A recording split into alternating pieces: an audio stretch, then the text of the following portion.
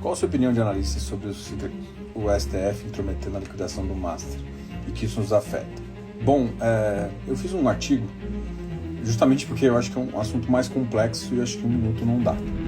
Mas de qualquer forma eu vou falar um pouquinho aqui qual que é o grande problema. Banco Central gera confiança na instituição financeira, Brasil e fora. Então o Banco Central é uma das instituições mais respeitadas, não só no Brasil como fora. Mas ainda foi elogiado, até na época do antecessor ao Galipo. Bom, se eu tenho dúvidas sobre o Banco Central, eu tenho dúvida inclusive sobre a nossa moeda fiduciária, sobre o real. Então isso impacta. Se eu duvido do nosso sistema financeiro e da nossa moeda, eu tenho impacto em dólar mais caro, moeda mais fraca, eu tenho problema de prêmio de risco maior, então vão exigir mais prêmio de risco para o Brasil. Entendam aqui prêmio de risco como um juros adicional. Então imagina se você pega um juros a 20%. O juros vai ficar mais caro, porque o prêmio da instituição tem que ser muito maior.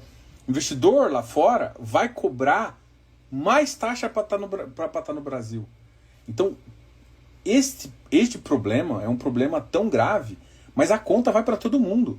Porque uma moeda mais fraca significa mais inflação. Mais inflação significa o quê?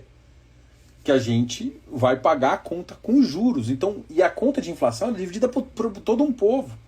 Então, quando eu tenho qualquer questão que limite ou que tire o poder da autarquia do Banco Central, que tem um poder decisório final, qualquer coisa que põe em choque o sistema financeiro, eu estou colocando em risco o papel da moeda fiduciária de todo um país. Isso impacta em risco.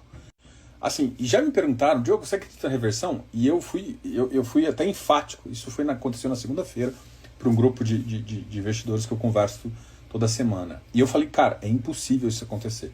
Não que seja impossível do ponto de vista... Porque eu acho que eu vi até o Armínio falando isso. Se por acaso reverter a decisão, no outro dia ele passa a ter um passivo muito grande, porque ele vai ter que pagar todo mundo, e ele não vai ter captação. Então você reverte uma coisa para quebrar no outro dia, e com uma insegurança que não passa só para o Brasil, passa para fora também. Então é um cenário extremamente complicado, e é um cenário que põe em xeque um pouquinho as nossas instituições.